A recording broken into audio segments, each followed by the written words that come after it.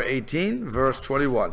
What happened was, again, that you have the Kohen, that Micha's convinced, not Micha, the Bnei Dan, who recognizes Kohen, they were talking to him. He caught them trying to steal the stuff from Micha's house. They said, let's not, don't start screaming.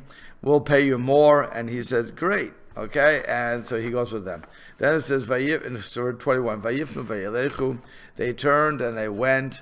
Vayasim adataf, he had a miknev, he had a kvuda lifneim, and what they did was they put the children, the cattle and the kvuda, which is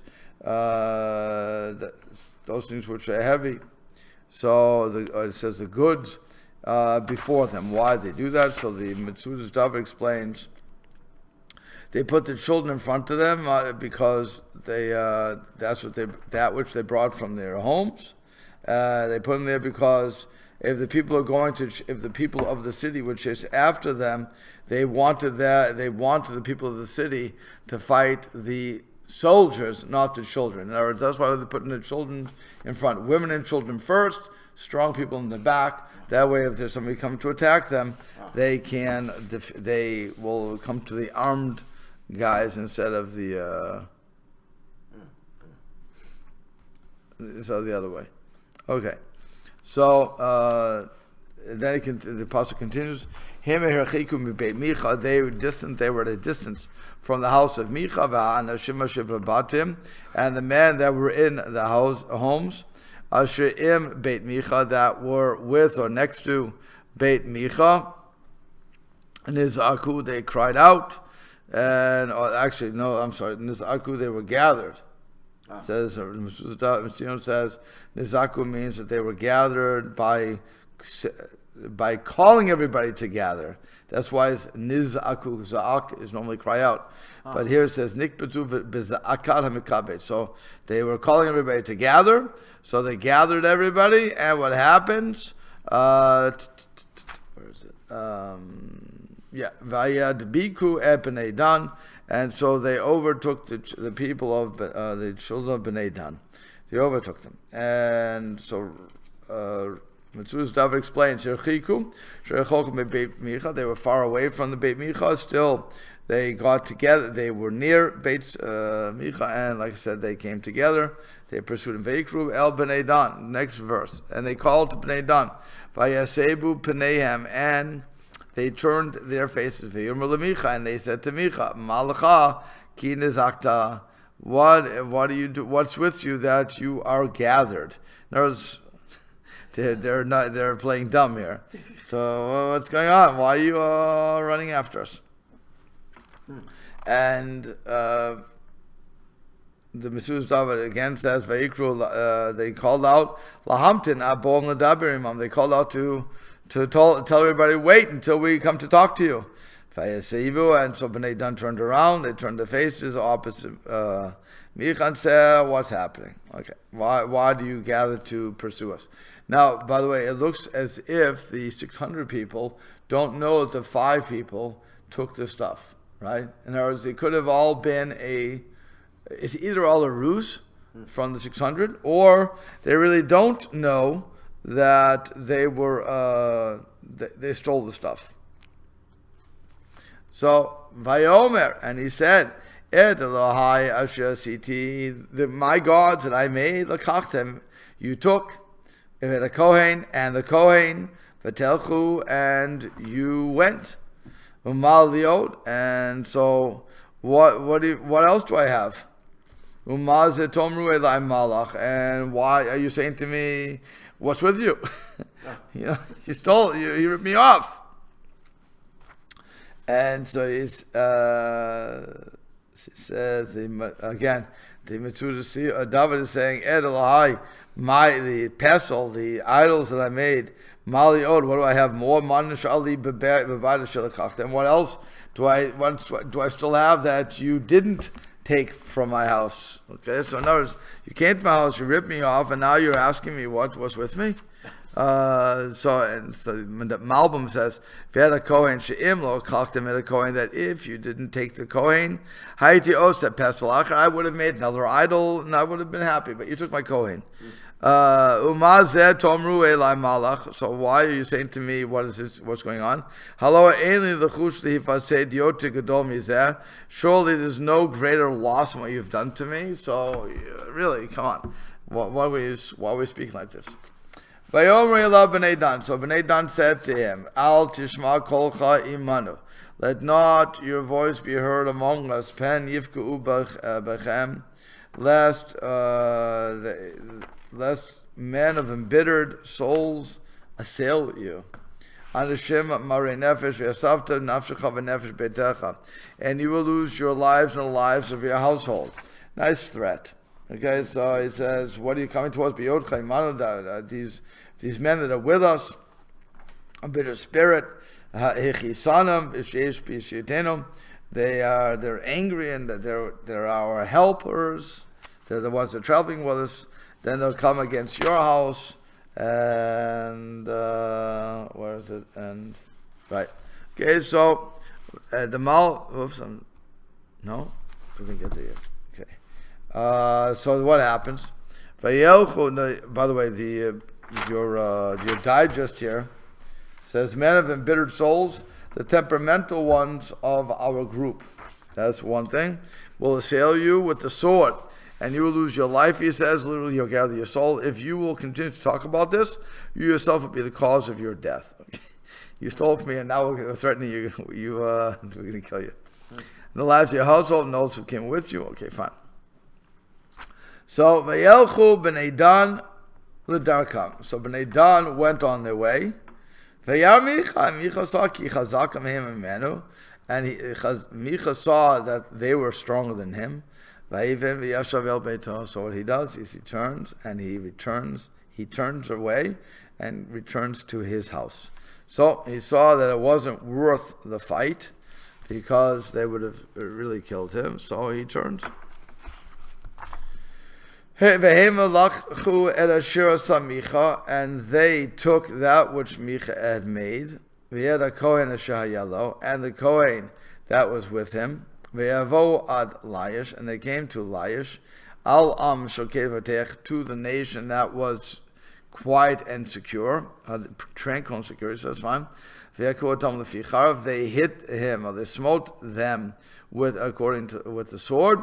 And the city they burned in fire. So Metzudas Dov explains. They were tranquil and secure.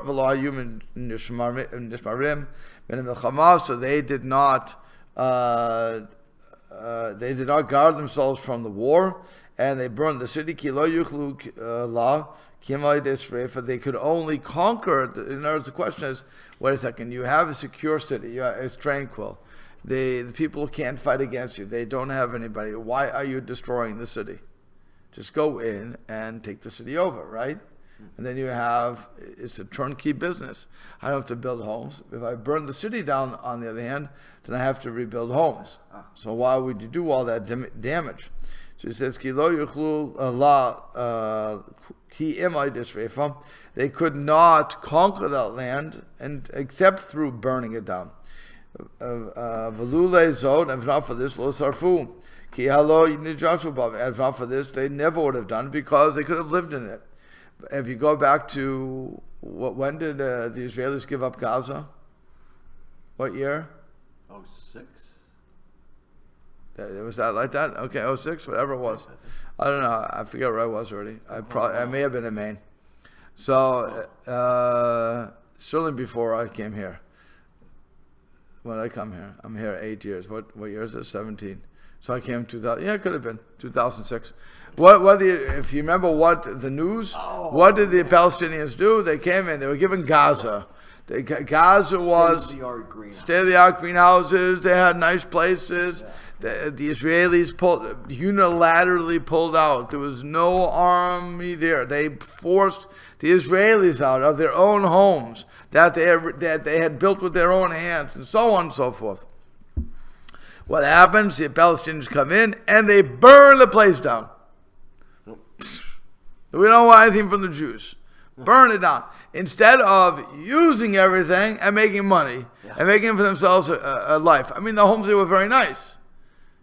You're living in squalor. What do you move in and enjoy yourselves? It was like Club Med. Right, that's all. What they do, they destroyed it. There was no reason, no logical reason. If I'm just looking at if I want to conquer the area, no logical reason to burn it down.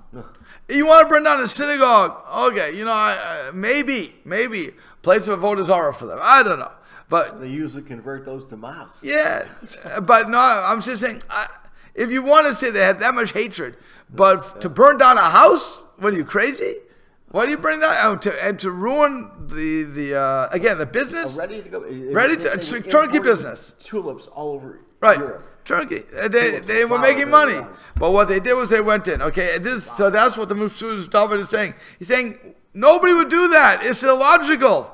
The only time you burn it is because it's the only way you can conquer the area, not because you hate the people. What do I care about the people? I don't care what you are.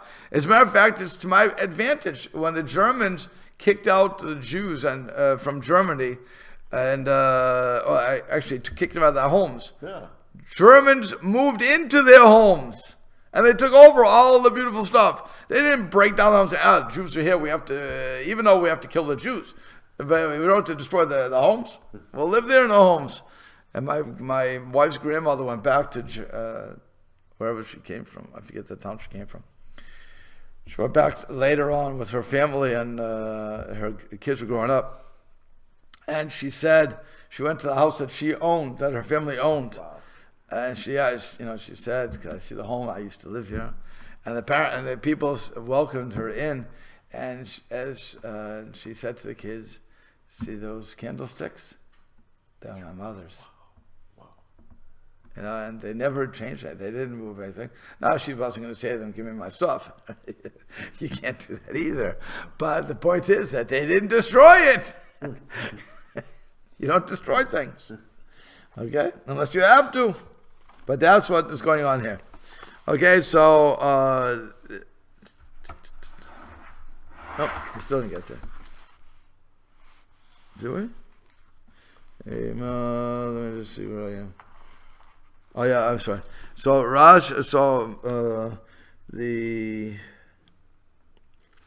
what's his name? The Malbim says, "Ve'hem lachu." He says, "Bezed nidme lehem shelo ashaku v'ganvu rak lachu b'derech milchama." So when it says that they took it, so here you're seeing that this was not compared to just oppressing them and stealing. Rather, they did it in the way of war. After they pursued after them, and they couldn't conquer them. So that's when the next verse is going to say. I'm sorry. I'm sorry. It was still in that. After Micha couldn't take them over. So that's when it came to Layish of Midrash. It says, Hashem is tzedakah, upon him, that Hashem is righteous, you Hashem is righteousness, and to us we are embarrassed. And surely they took the idol, and still in all they were successful in their war. So which is also strange. V'ein matzil. Okay, then it says, continues, and it says in verse 28. V'ein matzil ki rachok ki mitzidon, and there was nobody to save them because they were far from Sidon. V'davar ein lehem im adam. And again, we're hearing this. They did not have a peace treaty with anybody. V'hu be'emek the Beit Rechov, and they were in the valley that was in the Beit Rechov, in the that's the place. And so they built the city, and they dwelt there. Vayikru Shema Ir Dan. They called the name of the city Dan. B'Shem Dam Avihem, because of Dan their father. She'Yula the Israel, that was born to Israel. V'Ulam Layish Shama Ir the Rishonah. But originally, Layish was the name of that city. So and then it says here. So there was nobody to save them from the Sidonim because they were far from them. V'lo mishchaneim, and also not from their neighbors. Ki davar ein lehem im adam. Again, they didn't have a peace treaty with anybody. So it wasn't difficult to conquer them from the place. Ki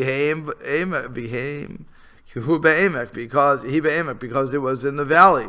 So shenuach lichvosh. So therefore, it was easy to conquer them. Okay, so we'll have to stop there. So we're stopping at Chav. Yeah. At Lamed. We got to Lamed. Yep. Okay. Very good.